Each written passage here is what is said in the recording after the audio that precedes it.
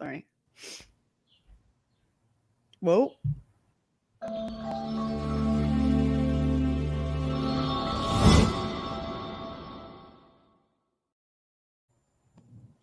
Good morning, everyone, and welcome to Thoughts and Coffee. Wow, that sounded way more hyper than I actually feel right now. How are you doing, Audrey? I think you've just frozen on me, so we'll give you a minute to come back in. But also, today is Social Media Day. So happy Social Media Day to everybody. Alexa actually told me that this morning. I don't know if everybody knows this, but if you're following me on Instagram, my Instagram handle is Be Victorious, so VICTORYUS. And every morning, almost every morning, I ask Alexa for her thoughts of the day. And so this morning she told me that it was Social Media Day. Did you even know that was a thing, Audrey? It had to be a thing. Everything's a thing. Everything's got a day. Everything has a day. Grilled cheese day, puppy day. So I've got a Media different day. I'm definitely drinking my coffee, but I'm giving a shout out to Harry Potter today because I've got my Marauders map coffee cup, which holds a little bit more coffee than the Canadian coffee mug that I use usually. So kind of need it this morning. That's for sure. Well, how are you doing, Audrey? Good. It's a shortened week. We're celebrating Canada Day tomorrow. I know our friends in the U.S. have Independence Day on Saturday, so that looks like they get either a Friday or Monday long weekend. Friday? I believe it's Friday. Yeah, I was talking to somebody yesterday, and it sounds like they get the Friday off. Which is fun. It's a lot of fun. Yeah. I kind of forgot it was Canada Day tomorrow and that it was a day off. I'm probably still going to be working, but welcome to my life. A day off in these times. Yeah. So let's give everybody a recap of what is happening this week on Let's Talk Supply Chain. Let's kick it off with that. So the episode of the week that came out yesterday is with Robert Garrison and Lee Grover of Mercado Labs. Always a pleasure. Always love having them on the show. They are full of great stories. Like Rob tells this story in the episode. So it's episode 122, wherever you subscribe to Let's Talk Supply Chain podcast, or you can find it under podcast at letstalksupplychain.com. But whenever he comes on, he has these amazing stories and analogies. And one of the ones that he uses is a McDonald's story about how the different moving parts of a burger, if they're like in different parts of the McDonald's restaurant. Anyways, you're going to have to listen to the episode to really get the gist of the story. But it really puts into perspective what first mile means to the average person. So go and check that out. We've got a blog coming up this week, which is about best practices for ensuring smooth supply chains. Susan Walsh was a guest blogger on our blog last week. That's at blog under letstalksupplychain.com. The question of the week is actually a lot of fun this week, and I hope people really enjoy it. So tomorrow morning on LinkedIn, Twitter, Instagram, we're going to be asking you, what kind of Incoterm are you? And so this came out of a happy hour that I did a couple of weeks ago. Thanks to Jono in Australia, Allison in Australia. Shout out to Allison. She is listening. It's midnight here in Australia, so thank you for joining.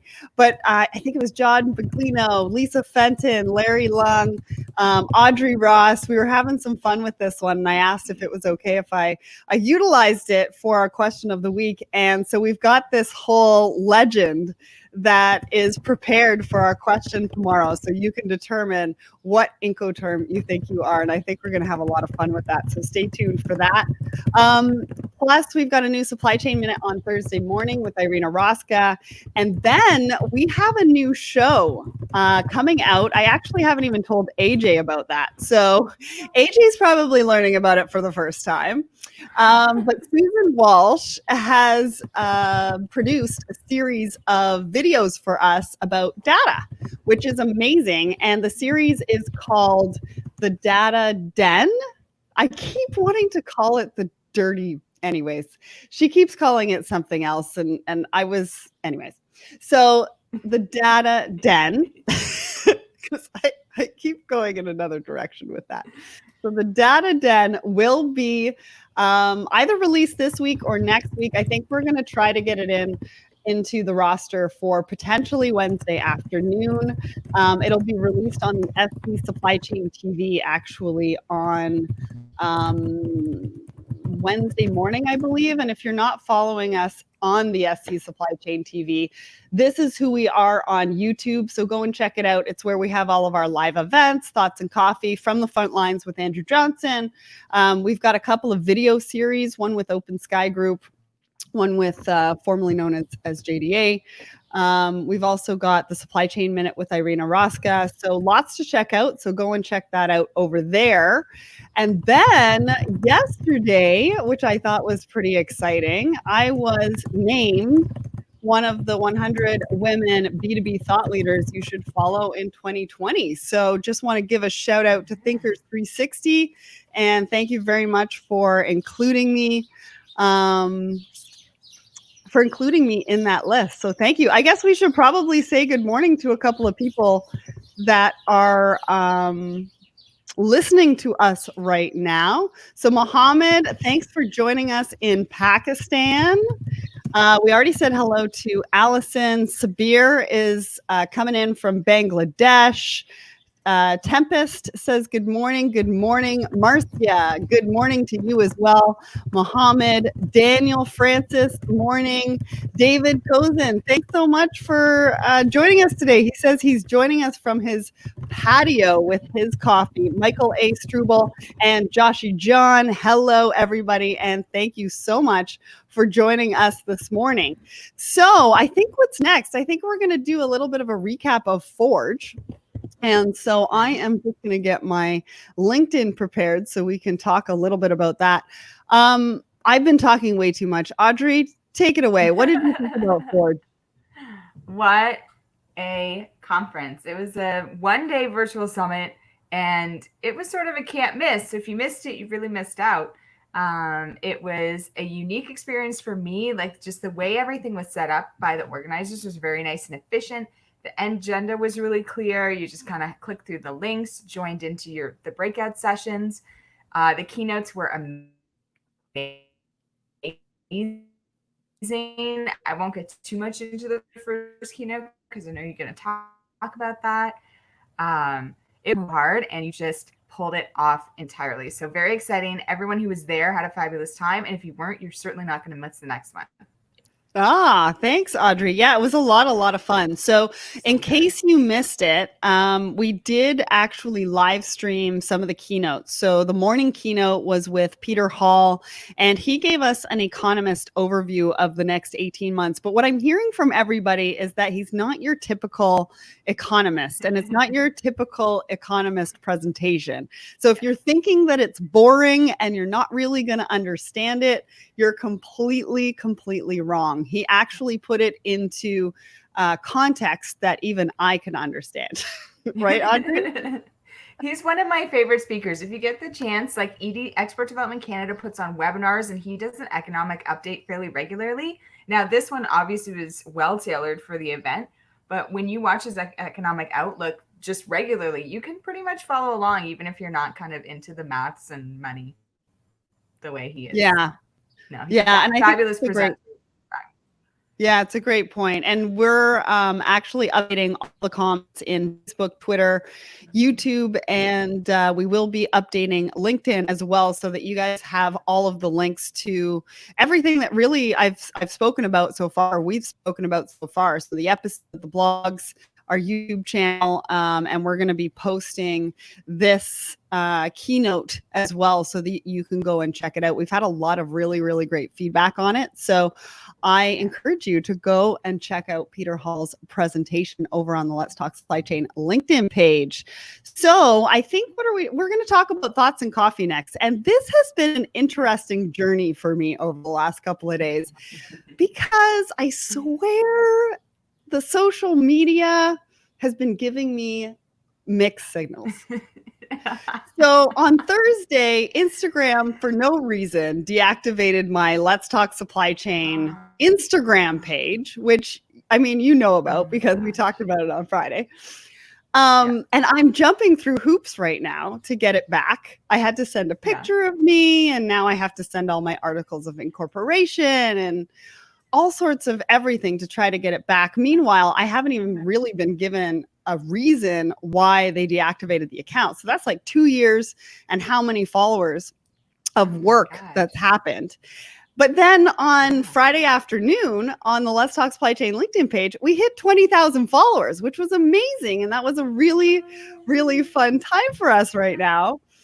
But then on Sunday, LinkedIn totally kiboshed my posts. And I'm going to show you actually, because I don't think anybody really believes me.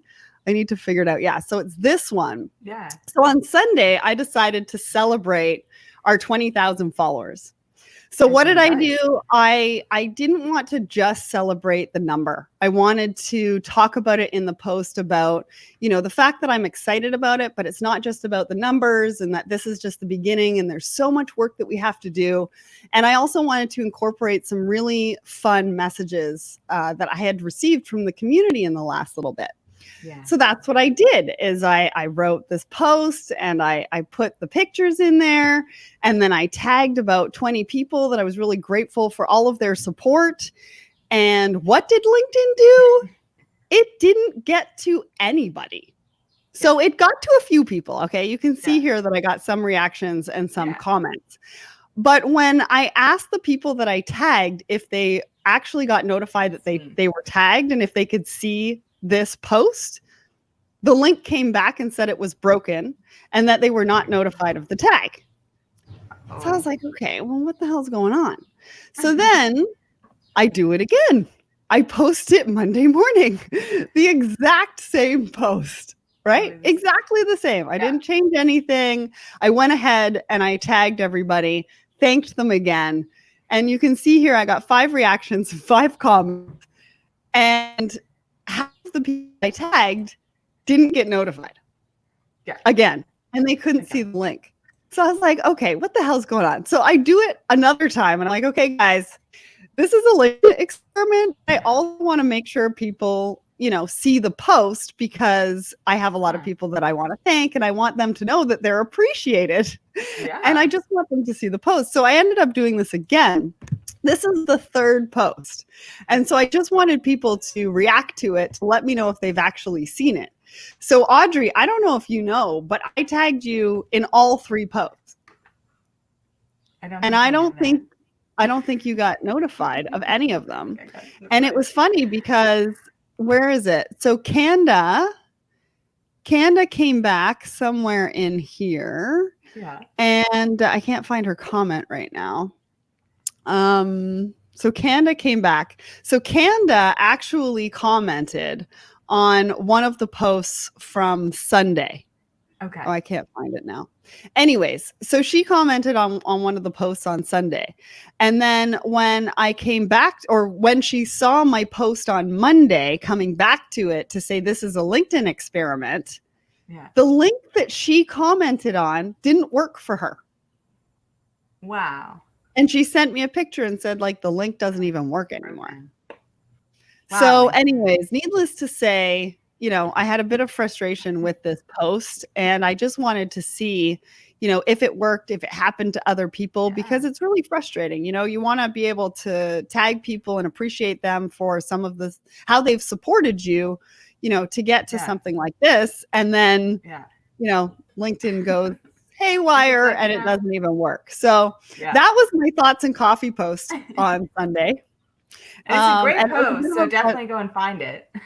Yeah, it was a bit of a fun experiment, to be honest, because people were liking the post and they were like, we can see this one, but we can't see the other ones. And then Kanda, coming out and saying that she commented on it. And then Larry finally being able to see the post because I had messaged him a couple times. I'm like, did you see the tag? Is anybody seeing these tags? So that was pretty fun. So we've got a couple more people that are saying hi. Pralay from India, Aniket, hello. Christina, good morning. So Christina joined us at Forge last week. She's a new connection for me, but we've been going back and forth. She's on a new journey in supply chain and is a really, really great connection. So go and connect with her on LinkedIn. Jag, hello from Toronto. We've got a local guy watching us on LinkedIn.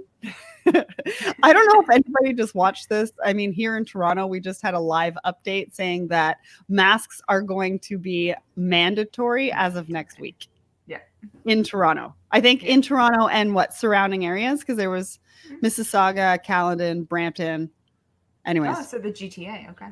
Yeah. So all of the GTA. So masks are going to be mandatory, which means, I believe, that I'm not going to be able to play baseball this year, which I am super upset about. I don't know if anybody else out there plays baseball, and if they're actually getting a season, good for you. I'm super jealous. If you're not, how are you feeling about it? Because I'm pretty bummed. I mean, I can go out and play catch with my husband, but it's not the same. I want to get in the catcher's gear. I want to get in the game. I want to throw some people out at second. But you could just play later in the season, right? And put a hat on and like a scarf and mitts. No, do you know what? Boots. So as I get older, I have to tell you. So playing baseball. Is your arthritis act up now? Yeah. So playing baseball in the cold is one of the most horrible things ever. I did it. Probably. I don't know if it was last April, but the April before, it was miserable. It rained all day and it was freezing cold. Like your fingers went numb. And after that tournament, I was like, no more. I am not going to play baseball in the cold. Just a little June, July, and August. That's it. It's too cold in Toronto. So Davin says that his season is canceled too. I'm feeling it. I'm feeling for you because I really just want to get on the ball field. Anyways, I guess we should probably get to our supply chain topics because we've totally gone off topic a little bit today, but that's okay. That's what Thoughts and Coffee is all about. We're here to talk about life and what we're all going through and some supply chain topics. Anything you want to add before we move on to our supply chain topics? Well, congratulations on 20,000 followers. Ooh, thank you. Yeah. That's awesome. Yeah. That's awesome. That's true. Like I resonated with your post, right? Like it's not so much the click box of the number, but it's like, in the last kind of 2 years, you've built this massive community and like we're all interconnected now. And then I see us all, like so-and-so is working on this, so-and-so is working on that, tag so-and-so because this would be interesting to them. And like, that doesn't happen by, just, a number in a box. That happens through engagement and commitment. And so congratulations. Oh, thank you. Thank you. And it's, there's still a lot more work to do, right? I mean, there's a lot of work to do around women in supply chain. I mean, I posted an article probably about a month or so ago saying there's 90 million, I think, women in supply chain. There's a lot of women that we need to reach and we need to hear from. Diversity and inclusion, innovation, keep learning about the supply chain companies that are coming out every single day. So, there's a lot more that we can do, and we're definitely dedicated to that. And, it's not just about the numbers, but I really appreciate it. And you know what? Thank you to everybody who has supported us and who's followed the page and, is commenting and engaging. And we just appreciate everyone in the community for helping us support that. All right. So I did not give Audrey a lot of time to prepare for this one because I found it this morning on thehustle.co. Again, I love The Hustle. I mean, their newsletter is amazing.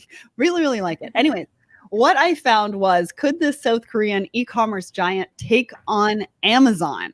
So I don't know if you've heard of these guys, Audrey, but apparently South Korea's biggest e-commerce site is called Coupang. Makes sense. Have you heard of it?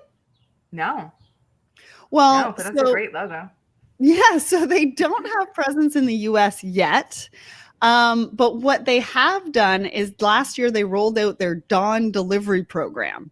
And so any item ordered before midnight will be at your front door by 7 a.m. Whoa.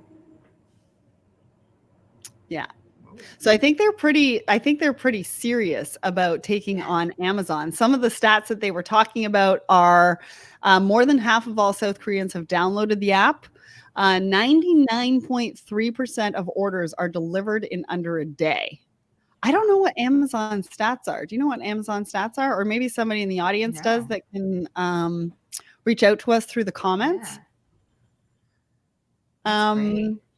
Yeah, what they're saying, the reason for that is because 70% of people live just 10 minutes away from the Kupang Center. Okay. All right. That would be my thought, that like South Korea is not really like geographically massive the same way that the US and Canada are. Right. So if they were planning on tackling like the American market, like you're going to really have to have the infrastructure for that. Yeah. Because I think even Amazon struggles with that. I mean, they offer that same day in sort of like the urban centers, like your New York City and maybe your Chicago, your Los Angeles. But yeah, I don't know if like Tulsa and Greenville and are all getting that, next day delivery, but worth looking into. Well, the other interesting fact is that they say by 2021, that's the year that Kupang is going to be, or actually, no, it says Korea's e-commerce market is expected to become the third largest in the world behind China and the US. So if there's anybody that is listening to this that have some products that could be marketed in Korea, now might be a really, really good time to take a look at that market. And take a look at the options for exporting over there and what that would take. I mean, you and I know, because we're part of FIT, the Forum for International Trade Training, if you don't know a lot about getting into a new market or haven't done it before or need a little bit more encouragement, they offer some workshops and some courses along those lines to help you do that. But it sounds like there's going to be some massive opportunity for North American brands in Korea, which is huge. Huge. Okay. So, sorry, did you want to say something? Yep.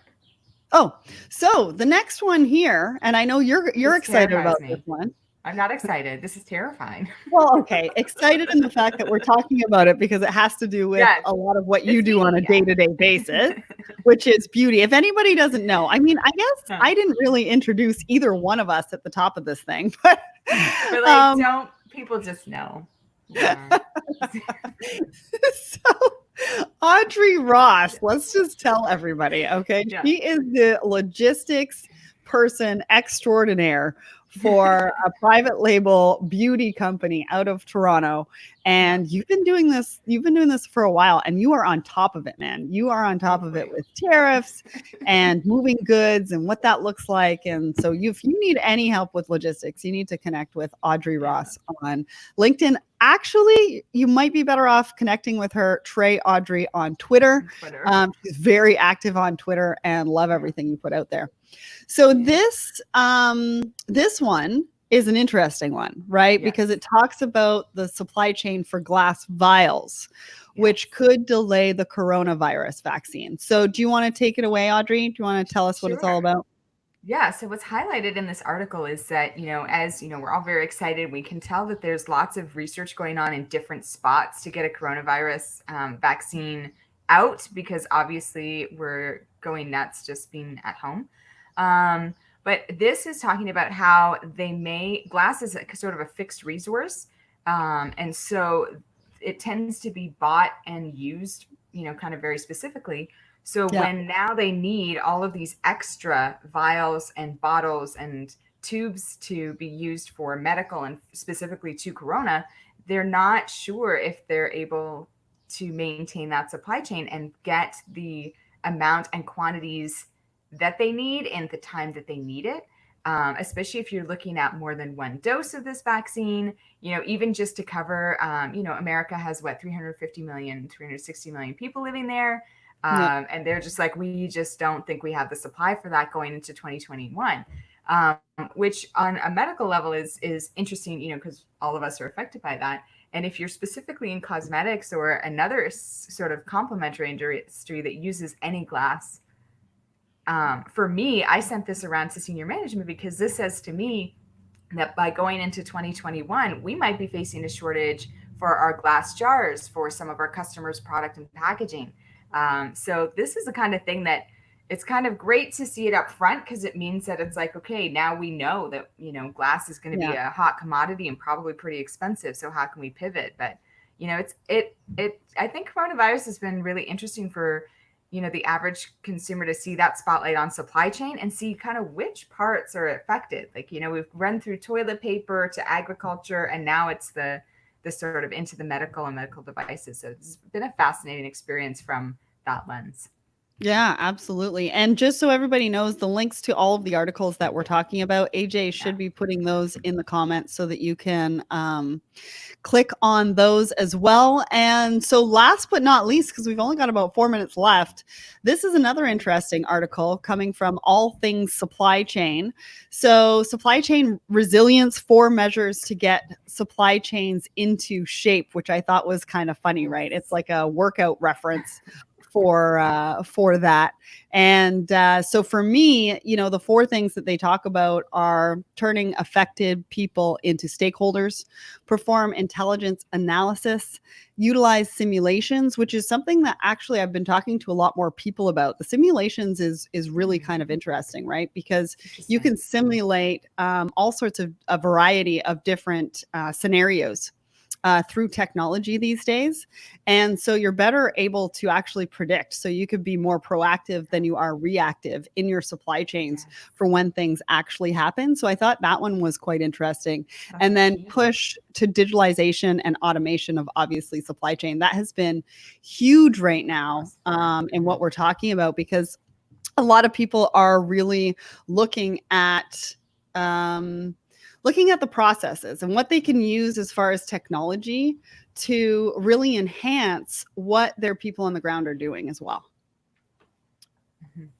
What did you think about that one?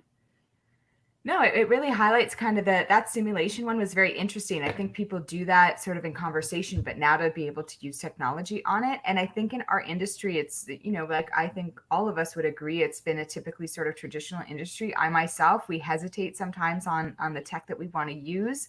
It's been hard finding a one size fits all. It can be hard if you're a smaller business trying out all of the different tech, but coronavirus has certainly had us at home. Trying to work remotely, trying to run your supply chain, having some of those digital automation tools, having some of those, things that do, some of the work for you, some of the manual processes for you, just to take that off your plate, because you're spending a lot more time communicating and planning and sort of doing these forecasting that, it's certainly all of our network has been talking about, these four aspects. Awesome. So just going back to what the article that we were talking about on glass, Barb Sexton says, morning from Phoenix. Morning, Barb. Can we not leverage recycled glass? Did that, I can't recall, but did that article talk about utilizing recycled glass and if they were actually contemplating that? No, I don't think I saw that in there. Yeah, I don't think I saw that in there either. I think that it's a really, really great point, though. Yeah. And maybe it could, it's one of those things that sometimes, when you're producing a product, when you're extruding, I know when you're extruding into plastics and probably also into glass, like you have to watch the stability of the product and certain something like a vaccine or something that we find has issues being stable inside componentry, could be like a mascara. So there's certainly a lot that goes into it, but that sounds like a great sustainable solution for sure. Yeah, that's definitely a great option. So actually, just before we go, to let everybody know for the Thoughts and Coffee next week, Irina Roska, she is Director of Supply Chain and Customer Experience at Helix. She's going to be joining me next week with a lot of really great information about vaccines and testing and what they're doing and what's coming down the pipe. I can't really tell you about it until she comes on the show next week. So we're probably not going to be talking about necessarily the supply chain topics, but we're going to be talking about supply chain in life sciences and the challenges that they've been having and what they've been experiencing and what's coming down the pipe and how they're actually helping to fight COVID. So that's going to be a really, really interesting one next week, July 7th, 10 a.m. Eastern. Irina Roska is going to be joining me here, and that's going to be a lot of fun. So Barb, maybe that's a question for Irina for next week as well. Anyways, it's 10:30. This half an hour, I'm telling you, it goes by so fast every week. And I think I say that every week. But anyways, thank you so much, everybody, for joining us this week for our Thoughts and Coffee episode. Remember to join us every Tuesday at 10 a.m. Eastern. And, we'll see you on social. Happy Social Media Day. Bye, Audrey. Thanks, Audrey. Bye.